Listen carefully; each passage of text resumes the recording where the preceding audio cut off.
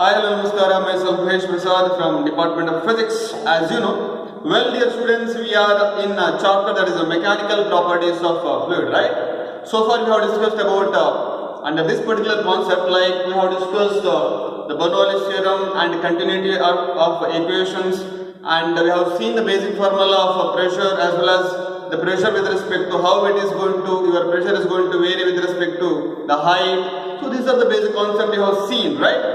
Now we will discuss one of the topic that is nothing but a torsional law. So what he says that let us take one for time being. I'll take one beaker. While discussing about a torsional law, we'll take one big tank over there.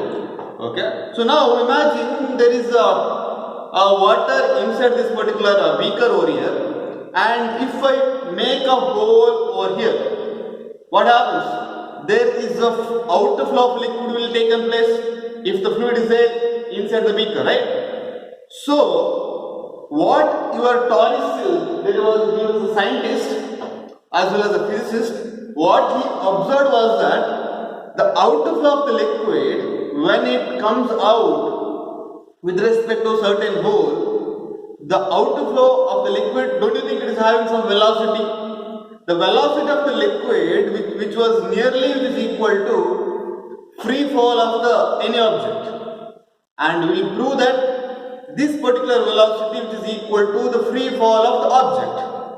Free fall in sense, if you drop any particular ball, the velocity of the ball which is moving towards the earth, that particular scenario is going to match up with the outflow of the liquid which is comes out with respect to time only. Okay, how we'll discuss.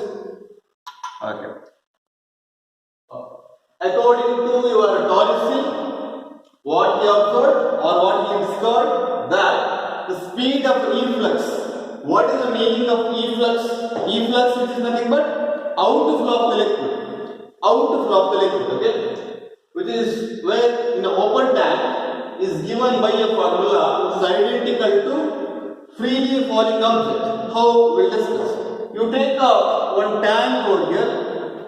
What you supposed to take? You take one tank and make a hole over here. Okay? And this particular tank is filled up with some water. Let us take this is the water. This is the water which is there inside the tank over here. Okay? So this is the tank. Okay. So obviously if I take a tank somewhat like this, and this is the hole which we have made it over here. Okay. So the fluid which is already filled up in the particular tank. Now, and this, don't you think this is the hole we have done? Correct? So this is the hole which is having area of cross section as A1. And the tank, the top surface of the tank, which is having area of cross section as A2. Don't you think whatever fluid which is moving out of the tank, which is having some velocity at the point A1 or area of cross section at area of cross section A1 over here, so that velocity you will take it as V1 over here. That is the V1. Okay. Now, when a fluid which is moving out of the tank means outflow will take place. At the meantime, don't you think the level of the liquid which is moving down with respect to some velocity, that velocity you will take it as a V? Are you getting? So now, according to the relation of equation of continuity, according to the equation of continuity, what we can say, we know that is A1 V1 is equal to A2 V2. Correct? No? The product of area of cross section of one end with respect to its velocity is equal to the product of area and velocity. Correct? In the other side of the liquid. Okay. So now, with respect to V2, what I can write over here? With respect to V2, can I write V2 which is equal to that is nothing but A1 V1 divided by A2 over here. So now, whether A2 is greater or A1 is greater, since this A2 is comparatively much better than A1 over here. Since A2 is much greater than A1, this velocity is comparatively negligible with respect to V1. Correct? No, in which side the velocity of the fluid is more? Obviously, the fluid which is moving comes out with in the area of cross section A1, which is having greater velocity than the velocity of the liquid which is comes down over here. So that I can take this V2 which is nearly equal to 0. The velocity of the liquid at the area of cross section A2 which is nearly equal to 0. I am not saying that it is exactly equal to 0. It is nearly equal to 0 because slowly it is going to come down. Correct? No? Yeah. Since it is having a larger area of cross section. So that's why. So now if you have this kind of scenario, what is the, let us say this area of cross section, this point, this hole is kept with the height of, let us say, y1. Let us say y1. Let us say y1. And this level of the liquid for a time being you have maintained like y2. And this is the y2 over here. And what would be the remaining length we can have over here? Let us say it is h, where h is equal to y2 minus y1. Are you getting? So let us consider your h which is equal to y2 minus y1. For time being, we consider that. Now, what is the pressure which is acting at the area of cross section A1 over here? Don't you think this hole which is exposure to atmosphere? So that what we can have atmospheric pressure which is acting at the point A1 over here, having area of cross section A1, right? So that I can say the pressure which is acting as the PA. Let us say the pressure which is acting on the level of the liquid, let us say P over here. Okay? So that I can say P1 which is equal to PA and P2 which is equal to P over here. Okay? Why it is atmospheric pressure over here? Why it is so? Because we can have this hole which is exposed to the atmosphere, so that there is a possibility of atmospheric pressure can act on this particular place. Are you getting? Fine. Now your job is to get one derive the equation which you have got in the previous class, that is Bernoulli's theorem. What your Bernoulli's theorem says? It is a sum of potential energy, pressure energy and kinetic energy per unit mass is a constant if the fluid is streamline flow. Correct? So now by using that particular scenario, we try to apply the same Bernoulli's theorem over here as well as the top surface of the liquid. Okay? Let us apply that. How to do that? We'll do that.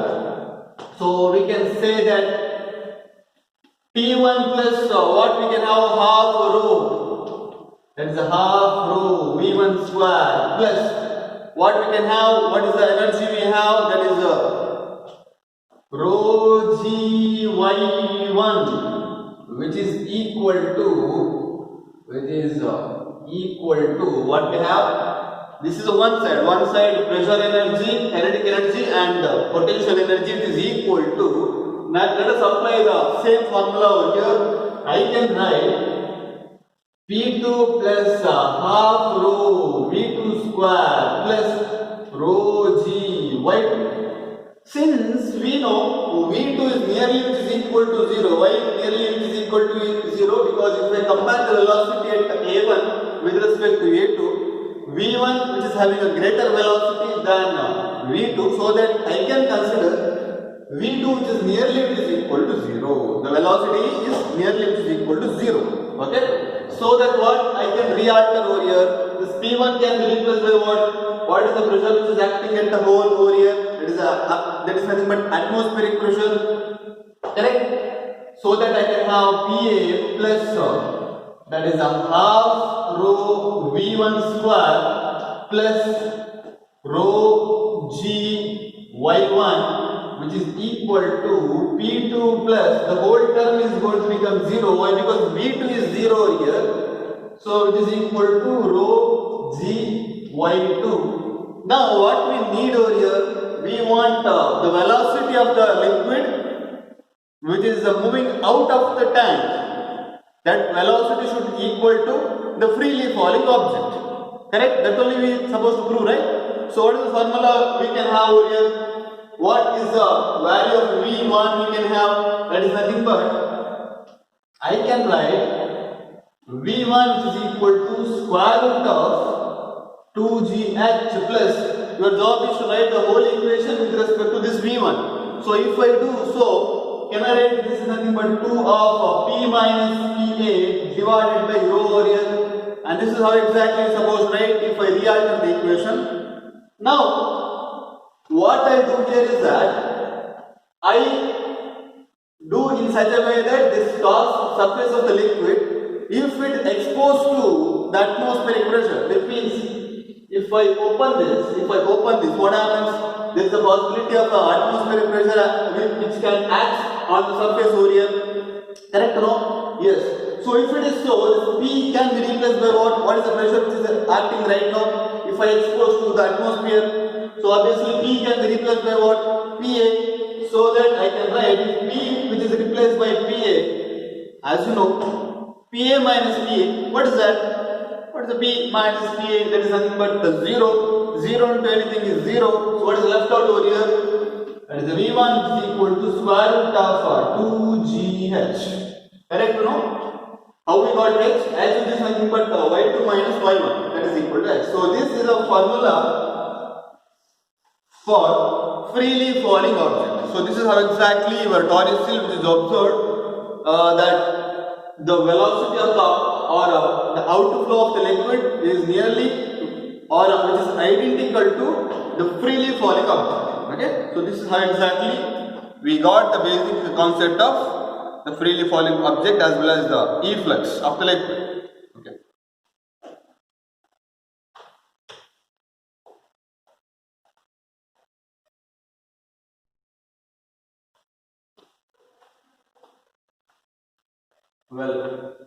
Well, dear students, we will move on to the one more topic, that is nothing but kind of topic we can observe in our day-to-day life. That is nothing but viscous force. Viscous force in the sense, you take a surface somewhat like this and you take one drop of water. Okay. So what you can observe, and if you give a jerk with respect to the water over here, with respect to your hand, what you observe, there is a possibility of what you can observe over there. The top surface of the liquid is moves with respect to the base, right? What you supposed to do? You take one drop of water and give a jerk somewhat like this. So what happens? The top surface of the liquid which tries to move somewhat like this, correct? No, with respect to the base over here. Similarly, viscous force which is nothing but is a tangential force which tends to decrease the relative motion with respect to or between the layers. In the sense, let us take this is the base of the layer, the base, which means this is the base, okay, and this is nothing but the layers, different layers we can have over here, correct? No? So this is a base and this is having some velocity and this is having a greater velocity than the different layer. For example, if this is a base, this is having a velocity v and the last layer which is having a velocity, there is a v plus dv which is nothing but greater velocity than the previous layer. Let us say it is a layer 1 and it is a layer 2. So that this is a displacement, let us say it is x, and this is a displacement as a dx, and the total displacement x plus dx. Correct? No? What we observe here is that the one layer which tends to oppose the motion, which means comparatively the base layer, this layer which is having greater velocity, or L1 which is having a lesser velocity than L2, right? So what we can observe, which try to oppose the relative motion. So we can say this is a viscous force. And viscosity in the sense, it is a property of the liquid. So we can find different kind of viscosity. Like if I take a honey which is having a greater viscosity or greater viscous force than a liquid. Correct? No? So which try to oppose the relative motion. Correct? So this is how exactly it goes. Viscosity in the sense, it is a property of the liquid. Viscous force in the sense, which it is a kind of force or it is a tangential force which tends to oppose the or which tends to decrease the relative motion between two layers. Correct? Yeah. And similarly, we supposed to go, that is the velocity gradient.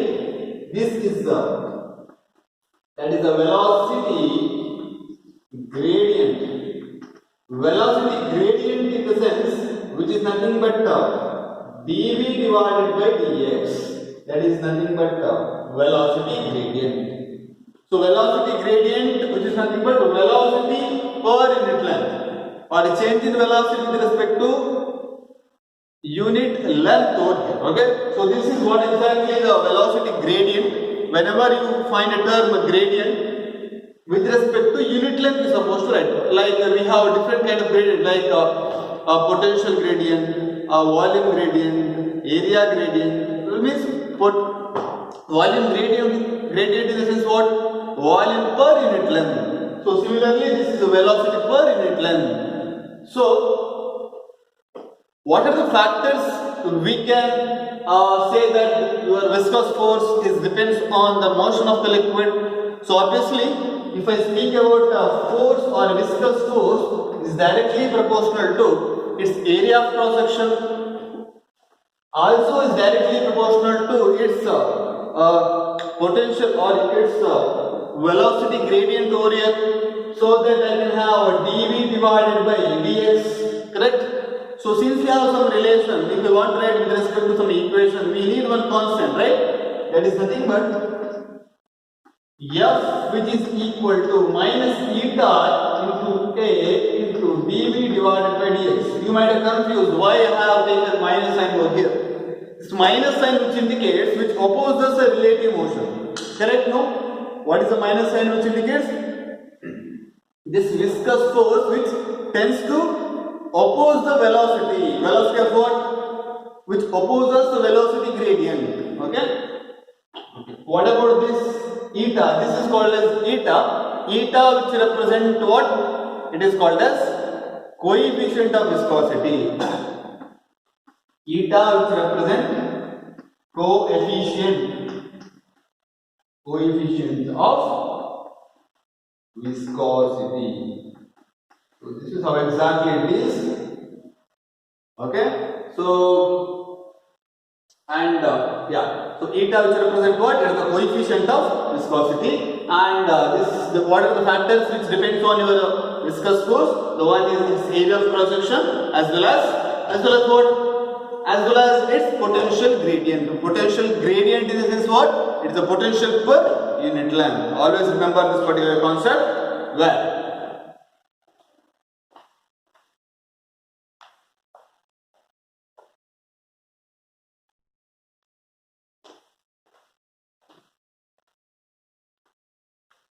Yeah. Well, dear students, we'll see one of the scientists like Stokes. According to him, what he observed was that he has taken one object like a spherical object. Let us say it is a tube somewhat like this.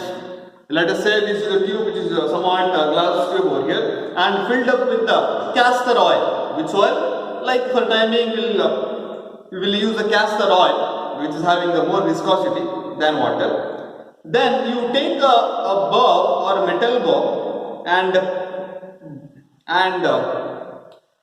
drop over here. So what happens? So obviously you might have observed initially the bulb will take a increase in velocity. Soon after that it goes with the constant velocity. That particular velocity we can call it as a terminal velocity. Okay. So what we can call? That is nothing but terminal velocity. What do you mean by terminal velocity? A constant velocity in which? A constant velocity in which object moves in a fluid. Okay, so you can try it at your home. You take one castor oil and fill up with one tube, and you take one metallic bulb and dip into over there or drop over there. So what happens? Initially that particular bulb will take an increase in velocity. Soon after that it will move in a constant velocity. That particular velocity is called as terminal velocity. Why I am speaking about terminal velocity is here is that according to your Stokes, what he says that the viscous force acting on an object. What do you mean by viscous force? Which is nothing but it's a kind of tangential force which try to decrease the motion of the object or relative motion between the two layers, right? So now the object moving in a fluid, what happens? It is directly proportional to velocity of the liquid. So that we can have velocity, the viscous force is directly proportional to the velocity of the liquid. Correct? So that we can have F which is equal to K into V, where K is a constant. And one more thing, your Stokes, which is observed one more phenomena is that whenever an object moves in a liquid, he observed a phenomena like a few more factors he observed. That is nothing but your viscous force is also depends on the the force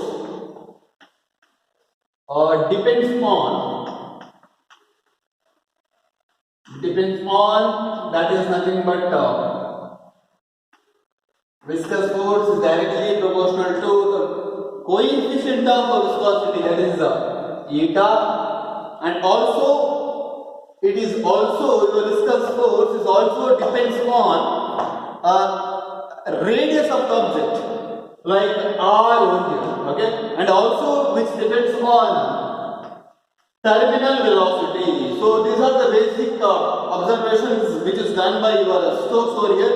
So according to him, F is also depends on eta. Eta means coefficient of viscosity, where r is the radius of the object. Since it is a spherical in shape, then V with the T subscript which deals with the terminal velocity, so that I can have F which is equal to, and according to him, he has given one the coefficient of Stokes law, we can call it as 6 pi, where 6 pi is a constant, into eta into r into Vt. So this is the force or viscous force acting. This is a viscous force which is acting by the liquid on where? On the spherical object, right? So this is how exactly you can find. That is nothing but is the force. We can say that is F which is equal to 6 pi eta into r into Vt. So this is the viscous force which is acting on the object when you drop any object into the liquid over there. Okay, so this is how exactly it works.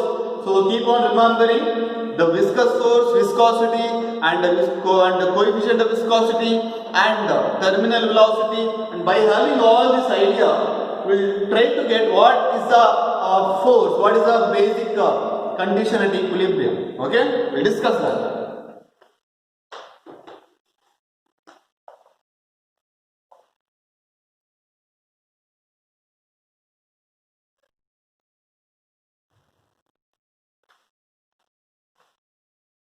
Well, we'll see and we'll try to get the one expression for terminal velocity. By the way, what do you mean by terminal velocity? Constant velocity in which object moves in a fluid. In the sense, imagine there is a fluid over here. There is a fluid somewhat like this.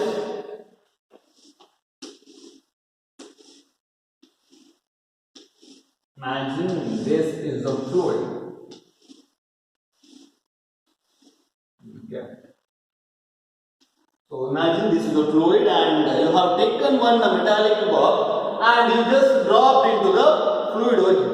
So what happens here is that if a ball which have dropped over here. So obviously, whenever you are dropping any object into the water or in any liquid, obviously its direction of don't you think this particular ball which is having some weight over here, correct? As it moves towards with respect to acceleration due to gravity, its velocity increases initially, then it makes a constant, correct? Now, as you know, this particular ball which is having some weight over here. What about your weight of this particular ball which is acting, whether weight of this particular ball which is acting downward or upward? Since this particular ball which is moving downward in direction, so that we can have weight of the particular ball which is acting downward in direction. At the meantime, whatever ball or object you have dropped into the water or liquid over here, when it keeps on moving down, don't you think this same amount of liquid is going to displace, correct? So which is nothing but, this is called as upthrust due to what? Buoyancy, like the law which is given by Archimedes principle that you know, that you have studied in a lower class, right? When you drop the object into any water, the same amount of liquid will displace. Similarly, so then upthrust is acting upward in direction, and also your viscous force, which tries to oppose the motion of this particular object, which is nothing but whether that viscous force which is acting downward or upward. Since you know viscous force which is trying to oppose the motion of the object, so obviously the direction of the viscous force should be upward in direction, correct? So that I can have viscous force are in upward in direction, correct? Yes. So now what we observe here is that weight of the object, which we say the weight of the object. The weight of the object. What is the weight of the object? We know weight is equal to m into g, right? Where m is the mass of the object. But we know mass or density is equal to mass by volume. Mass is equal to density into volume. Correct? Since it is a sphere, what is the volume of the sphere? We know that is a 4 by 3 r cube over here. So that this can be replaced by 4 by 3 pi r cube into density into g, which is equal to w. Where 4 by 3 is a volume, where rho is the density of the body over here, and g is acceleration due to gravity. So this is the equation 1, we can say. So this is the equation 1. And one more thing, the upthrust of the body,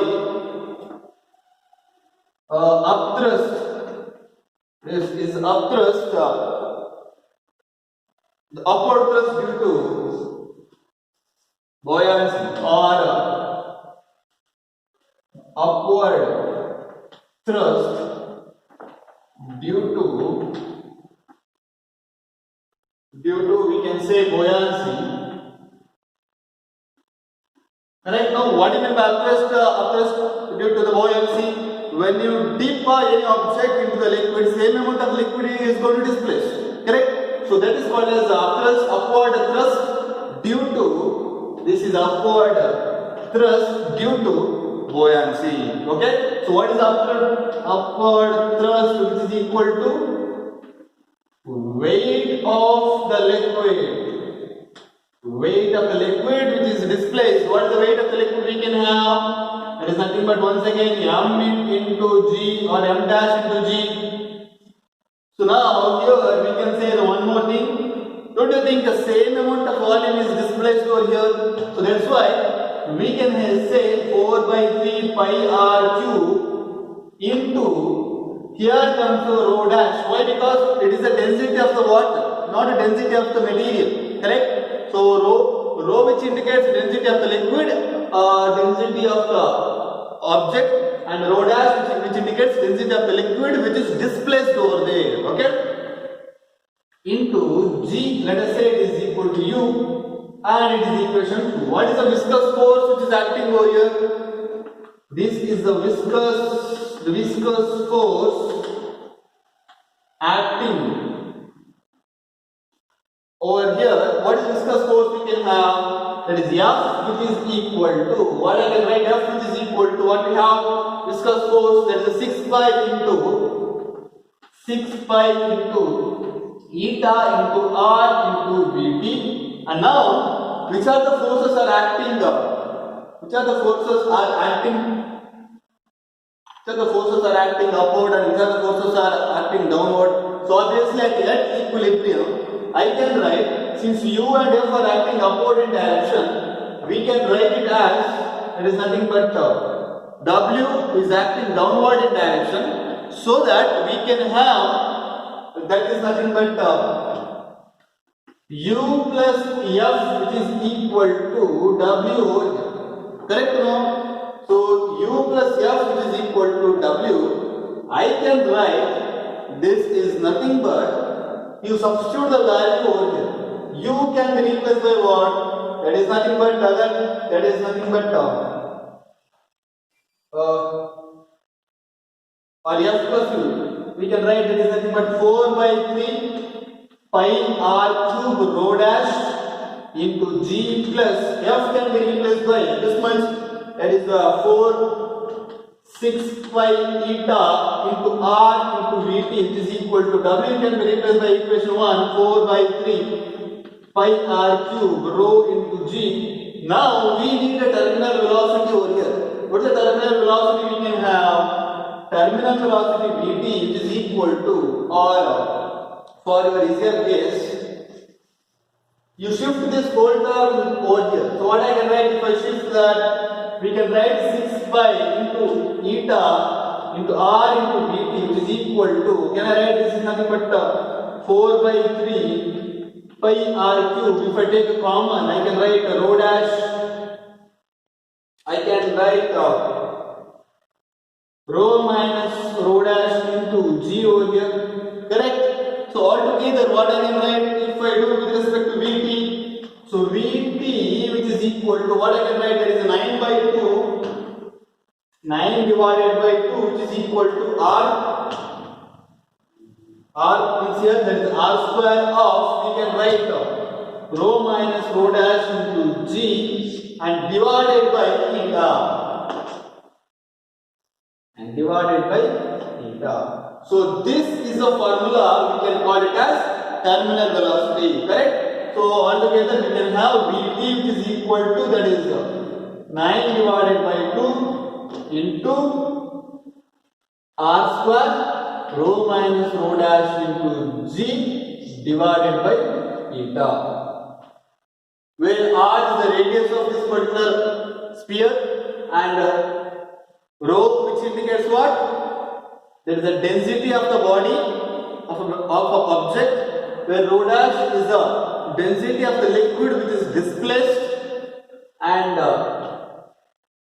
G is the acceleration due to gravity and eta which represent coefficient of viscosity. Since this coefficient of viscosity varies by liquid to liquid, so this also varies. Okay, so this is exactly the terminal velocity which depends on we can say there is a eta as well as density over here and rho dash over here. Okay, fine.